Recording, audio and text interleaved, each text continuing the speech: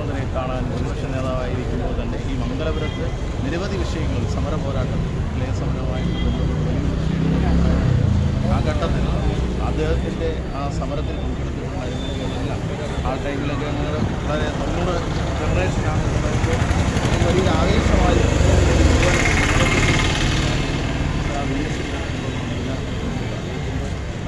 നമ്മുടെ രാഷ്ട്രീയ വലിയൊരു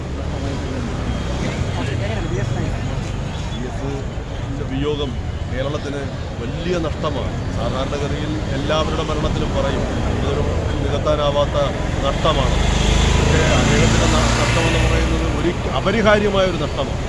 സഖാവ് വി എസിൻ്റെ ഒരു പ്രത്യേകത എന്ന് പറയുന്നത് സഖാവ് പി കൃഷ്ണപിള്ളയുടെ ശിക്ഷണത്തിൽ അവശേഷിച്ചിരുന്ന ഏക നേതാവാണ് സഖാവ് വി എസ്.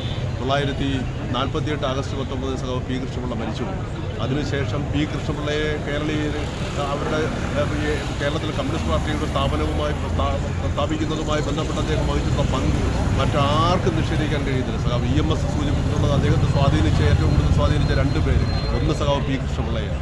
അത് ആ പി കൃഷ്ണപിള്ള ശിക്ഷണം നടത്തി പൊതുരംഗത്തേക്ക് കൈപിടിച്ചു കൊണ്ടുവന്നയാളാണ് സഖാവ് വി എസിൻ്റെ വിയോഗത്തോടുകൂടി കൃഷ്ണപിള്ള സംഭാവന ചെയ്ത നേതാക്കന്മാരുടെ തലമുറയും ഇല്ലാതാവുകയും.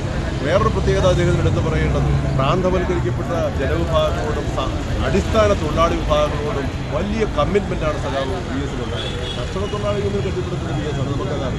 ഉച്ചഭൂമി സമരം പ്രഖ്യാപനം ഞങ്ങളുടെ താഴ്വട്ടത്തിൽ സ്കൂളിൽ പഠിക്കുമ്പോഴാണ് അറവുകാട് സമ്മേളനം നടന്നത്. വലിയ പ്രാധാന്യ പത്രങ്ങളിൽ വന്നിട്ടുണ്ട്. ഹരേകൃഷ്ണ പോനാരും AKGയും എല്ലാം പങ്കെടുത്തുകൊണ്ടുള്ള സമ്മേളനം അതിൽ ഏറ്റവും നിയാമക ശക്തിയായി പ്രവർത്തിച്ച വി എസ് ആണ്. 1969 ഡിസംബർ അവസാനം ആണ് ആ സമ്മേളനം നടക്കുന്നത്. 1970 ജനുവരി 1 മുതൽ മിച്ചഭൂമി പ്രഖ്യാപനം നടന്നു. ആ മിച്ചഭൂമി പ്രഖ്യാപനത്തോടു കൂടിയാണ് കേരളത്തിലെ കർഷക തൊഴിലാളി പ്രസ്ഥാനം ഏറ്റവും സുസംഘടിതമായ പ്രസ്ഥാനമായി മാറുന്നത്.